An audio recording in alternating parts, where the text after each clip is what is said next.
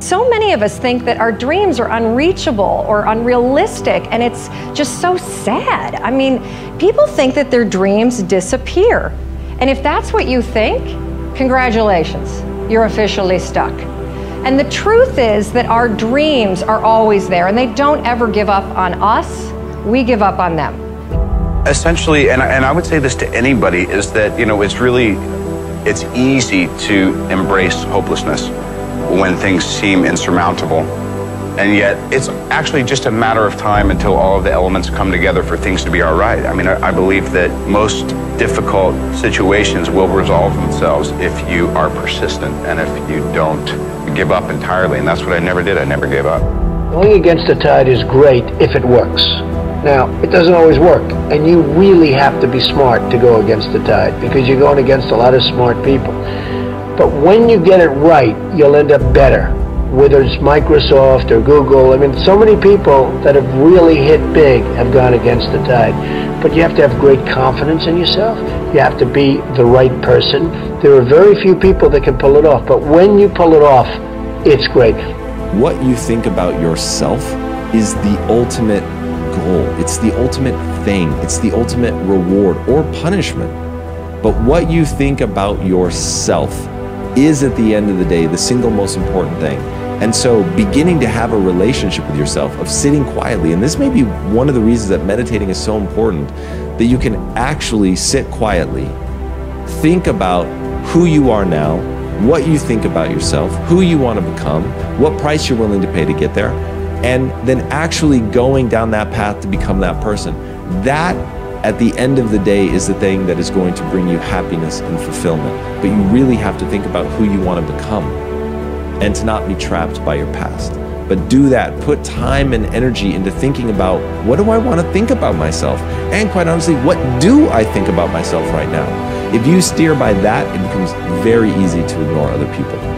No matter what you face, no matter how bad it is going to be, when there is a challenge, and by a challenge I mean anything in life, any challenge, anything that you're facing, the only way to overcome the challenges that you face is to start walking. Take that step every day, no matter what you are facing. Get up and start walking. Well, now that we can see how short life really can be, what are you going to do with the rest of your life?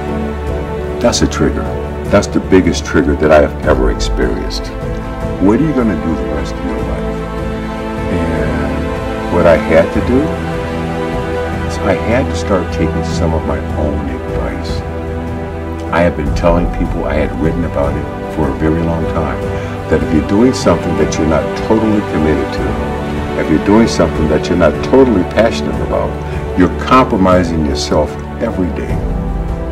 Are you a risk taker? Successful people are, but not just random haphazard like I'm driving drunk without my seatbelt type of risk. I'm talking about calculated risks. You weigh the options, you weigh the potential outcome, both good and bad, and you make the best decision possible. But guys, I'm here to tell you that you are never ultimately going to be successful unless you're willing to put yourself out there. Having the ability or the willingness to potentially fail is an absolute benefit. And sometimes these calculated risks, even though you thought about them, sometimes they just don't work out. And you know what successful people do?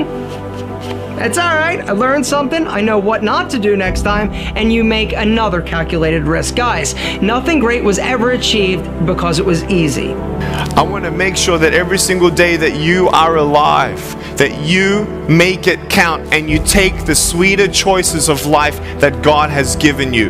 Because I want to ask you right now, if this was your last 30 seconds to breathe, how would you be remembered? Were you a giver, encourager, or were you a taker? Were you a bitter person? Did you encourage people to, in your actions, in your life, did you help them or did you discourage them? Did you take that time to say, hey, how you doing? And they look to the ground and say, oh, you know, I'm okay. No, look at me. How are you doing? We are here for one another. This is the ministry. This is Jesus. This is the light. And I want to tell you, I'm sure that if any one of us was at a road and there was a 3-year-old kid in the middle of the street sitting down playing with rocks on the street, and a bus was coming and the bus was about to kill him, you have plenty of time to get up off your seat, go save that kid. Will you save that kid? Of course you will. You don't know his name, you're going to save that kid. You don't know his religion, you're going to save that kid. You don't know his sexual orientation, you're going to save that kid. Because why? We are the light and love in the bridge to Jesus Christ. We need to understand that it's not just doing what we think we need to achieve or have. Some people think that things get easier when you get married. Go talk to some married people. Some single people are like, oh, I'm not happy, but I know I'm going to be happy when I get married. Dude, if you ain't happy single, you ain't going to be happy married. Can you hear an amen?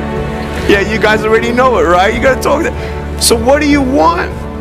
How do you act? Who are you? Make today count. Dream big and never give up.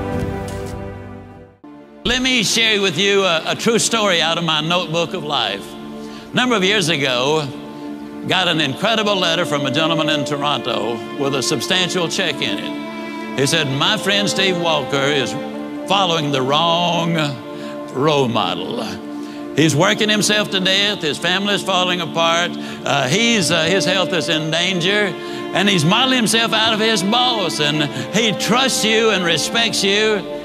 If you will give us 1 hour, I will fly him to Dallas and give you this check.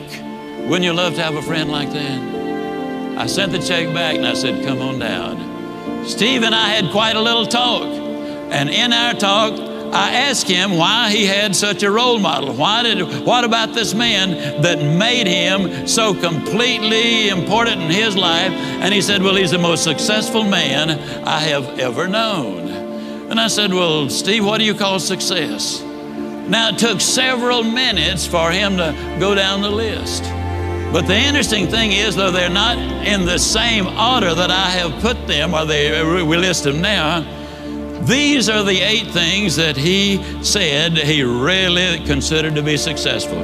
If a man was happy and healthy and at least reasonably prosperous and secure, if he had friends and peace of mind and good family relationship and the hope that the future is going to be better, he said, I'd consider that man as successful. Now I'm going to really encourage you to take some notes right here. And all I want you to do, and you'll be the only one that'll see it, somewhere right in as I go down the list, write whether you get a plus on that one or a minus on that one. You'll be the only one to see it, but it might be an eye-opener. You see, most people never dare to evaluate really where they are.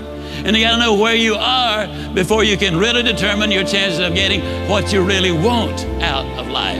And so I said to Steve, I said, I understand that your boss is very important to you. You consider him to be successful. When he finally got through with the identification, as I said earlier, these were the 8 things that he said, I think that's important for success, to measure success. I said, well, Steve, let me ask you now, as far as happy is concerned, tell me, how happy is your boss? He said, oh, I don't think he's happy at all. I said, why not?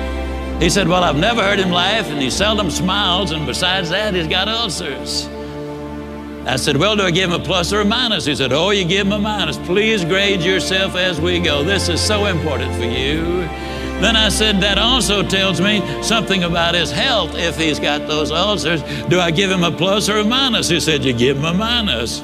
I said, that also says something, Steve, about his peace of mind, because you don't get ulcers because of what you eat, but what's eating you. I said, do we give him a plus or a minus? He said, we give him a minus. I said, Steve, I've asked you one question about what success is, what balance is, what's important to you. One question, and your boss comes up with 3 minuses. I said, tell me how prosperous he is. He said, man, he's got money running out of his ears and he's getting more every day. I said, we give him a plus on that one, don't we? He said, we sure do. I said, how secure is your boss?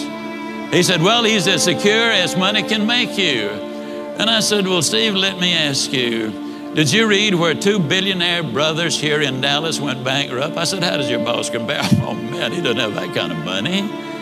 Did you read where our ex-governor was worth $100 million at one point? He's now bankrupt. How does your boss compare? Oh, he doesn't have that kind of money.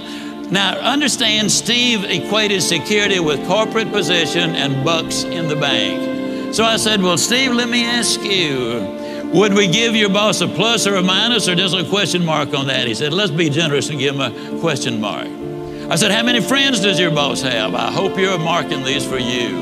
How many friends, real friends, does your boss have? He said, I don't think he's got any. I'm not his friend. I just happen to admire the guy. To tell you the truth, he's somewhat of a jerk. I said, okay, we give him a minus on that one. I said, tell me about his family. And he said, well, his wife's divorcing him. Well, that one's easy to answer. I said, how much hope does he have for the future? He said, well, before I started talking to you, I thought he had a lot.